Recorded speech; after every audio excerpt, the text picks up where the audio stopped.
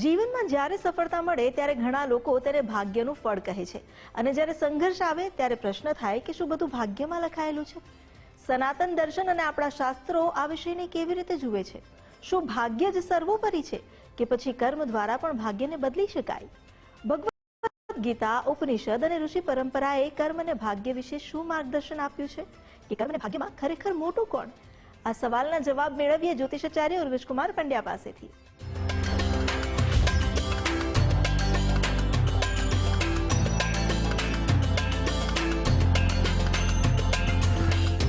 ओम शुखारथिरश्वानि वजन्मनुख्यान्ने नीयते भीषुर्विर्वाजिन इव रत्प्रतिष्ठं जदजिरं जविष्टं तन्मे मनः शिव संकल्पमस्तु। नमो नमः। તમારા બધાનું સ્વાગત કરું છું આધ્યાત્મિક મહાશક્તિમાં। શું કર્મ અને ભાગ્ય બંને ભિન્ન છે કે એક સિક્કાની બે બાજુ? કેમ કે આપણે વિચાર કરીએ ગીતાજીના આધારે તો કર્મણ્યેવાધિકારસ્તે મા ફલેષુ કદાચન શ્લોકો સંભળાય છે, એમાં સીધે સીધો અર્થ એક જ નીકળે છે કે કર્મ પ્રધાન છે। તો બીજી બાજુ જ્યારે વિચાર કરવા જઈએ છીએ તો વાક્યો એવી રીતે મળે જ છે કે अपने हाथों की लकीरों पे इतना भरोसा मत करो, नसीब उनके भी होते हैं जिनके हाथ नहीं होते। અને વાત તો સત્ય જ છે। અને જે આગળ વિચાર કરીએ તો ભાગ્યમાં જે લખ્યું હોય તે જ થાય। સમયથી પહેલા અને નસીબથી વધારે ક્યારે કોઈને મળતું નથી।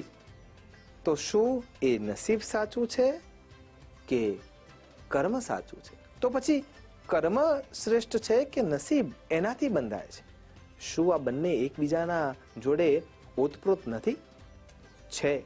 અને ખરા અર્થમાં જ્યારે તમે વિચાર કરો છો ત્યારે કર્મ અને ભાગ્ય એ બંને એકબીજા સાથે સંલગ્ન જોવા મળે છે।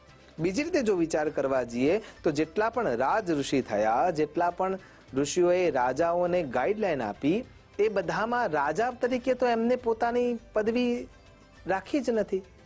તો રાજા બનવાનું નસીબ કોઈ અલગ વ્યક્તિ પાસે છે કે અન્ય વ્યક્તિ પાસે છે, પણ જેનું રાજ્ય ચલાવવાનું છે એ બધા ખરા અર્થમાં કર્મને પ્રધાનતા આપે છે।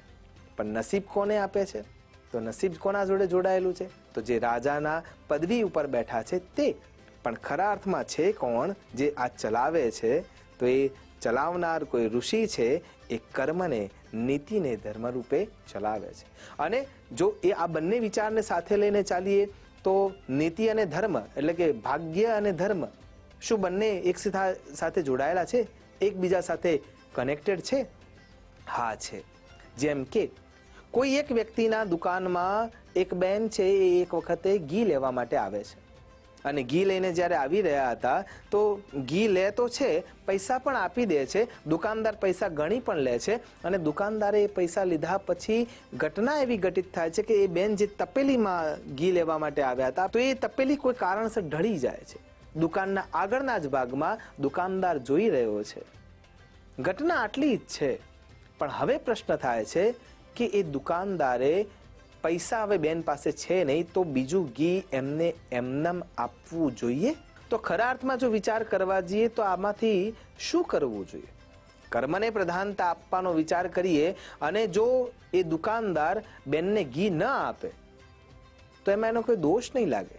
કેમ? કેમ કે એને કર્મ પ્રમાણે જો વિચાર કરીએ તો એને ત્યાંથી પૈસાનો વિક્રય કર્યો નથી। ઉપરથી એ તો નીતિવાન કહેવાશે કે એને એની નીતિ સાચવી છે, ધંધાના નિયમોને સાચવ્યા છે।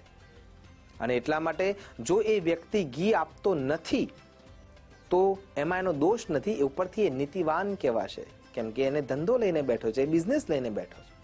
પણ એ જ જગ્યાએ જો મનમાં કરુણા વરસાવી અને એમ ધારી અને એને ઘી આપે છે અથવા કોઈ અન્ય પદાર્થ જેની એને જરૂર છે એ આપે છે તો એ ધાર્મિક કહેવાશે અને એના થકી એનું ભાગ્ય બદલાશે। કેવી રીતે?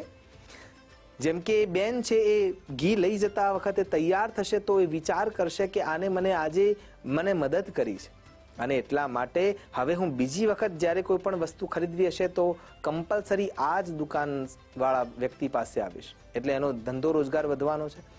માની લો કે એ ઘી લઈને જતા રહે છે તો એ પાછળથી પૈસા આપી જ જવાના છે, બાકી નહીં રાખી શકે કેમ કે કોઈએ એમને મદદ કરી છે। એટલે જો તમે કર્મને પ્રધાનતા આપવા માટે જઈ રહ્યા છો તો કર્મની દ્રષ્ટિએ તમે નીતિવાન થઈ શકો છો, પણ ધર્મની દ્રષ્ટિએ તમે ભાગ્યવાન થઈ શકો છો. અને એટલા માટે આ બંને એકબીજાના સિક્કાની જેમ બે બાજુ છે એમ જોડાયેલા છે. એટલે ધર્મ પણ એ જ રીતે ભાગ્યને નિર્ધારિત કરે છે તમારા કર્મના આધારે. અને એટલા માટે કર્મના આધારે, કુંડલીના આધારે, ભાગ્યના આધારે અને આશીર્વાદના આધારે નસીબ બદલાઈ શકે છે અને કર્મ પણ બદલાઈ શકે છે. તો કહેવાનો અહીંયા અર્થ એ છે કે કર્મના આધારે ભાગ્ય બને છે અને ભાગ્યના ભોગવટાથી કર્મનો હિસાબ પૂર્ણ થાય છે. કહેવાનો સીધો અર્થ એ છે કે કર્મ અને ભાગ્ય બંને એકબીજાના જોડે અનુરૂપ થયેલા તત્વો છે. ઈશ્વર આપણા આગળ ઘટના મૂકે છે. ગાય આવે છે તો કોઈને એમાં માતા દેખાય છે, કોઈ પણ પશુપાલકને એમાં એનું પશુ દેખાય છે, કોઈ પણ બિઝનેસમેનને એમાંથી દૂધ નીકળે છે, એમાંથી ઘી બને છે, એમાંથી મીઠાઈઓ બને છે અને એમાં એને પોતાનો ધંધો રોજગાર દેખાય છે. અને કોઈ ખાટકી છે તો એને એમાં માંસ દેખાય છે. એ વખતે તમે જે રિએક્ટ અથવા જે રિસ્પોન્ડ કરો છો એ જ તમને ભાગ્યની ગતિ તરફ, એટલે કે પુણ્ય અને પાપની ગતિ તરફ, અને કર્મ દ્વારા દોષ અથવા પુરસ્કારની અથવા ગુણની દૃષ્ટિ તરફ લઈ જાય છે. આમ બંને એકબીજા સાથે જોડાયેલા છે. એટલા માટે થઈને તમે જ્યારે કર્મ કરો છો તો એ કર્મ કરતા વખતે સાચવવું જોઈએ કે ભાગ્ય શું બનશે. એટલા માટે ચાણક્ય ખૂબ જ સ્પષ્ટતાથી એમ કહે છે કે अपने विचारों को वश में रखो, विचार क्रिया बनेंगे. अपनी क्रियाओं को वश में रखो, क्रिया कर्म बनेंगे. अपने कर्मों को वश में रखो, कर्म पाप या पुण्य बनेंगे.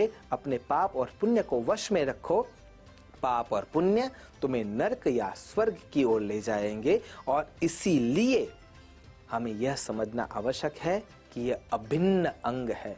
इसी के द्वारा कर्म और धर्म दोनों सुनिश्चित होते हैं અને એના થકી જ ભાગ્ય અને કર્મના માધ્યમથી આપણે આપણા જીવનને કાં તો ઉન્નતિ આપી શકીએ છીએ કાં તો અવનતિ. નમસ્કાર. એ જ અભ્યર્થના છે કે જીવન ઉત્તમ કર્મો દ્વારા સુયોગ્ય ભાગ્ય નિર્મિત કરી અને આપણે ખરા અર્થમાં આપણા હાથ જગન્નાથ બનાવી શકીએ. એ જ અભ્યર્થના સાથે નમસ્કાર. અસ્તુ સદા શિવોહમ. નમો નમઃ.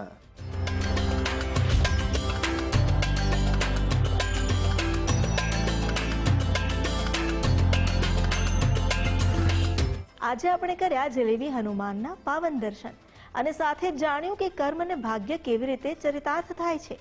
પવનપુત્ર હનુમાનજીની કૃપા આપણને સત્કર્મ કરવા માટે આગળ પ્રેરે, મનમાં ભક્તિ અને જીવનમાં સાહસ સાથે સાથે દરેક સંજોગમાં યોગ્ય નિર્ણય લેવાનો વિવેક પ્રદાન કરે. એ જ પ્રાર્થના સાથે હવે આજની આ કડીનું કરીએ સમાપન. પણ આવતીકાલે ફરી મળીશું અને આસ્થાની કેડીએ આગળ વધીશું. ત્યાં સુધી મને રજા આપશો.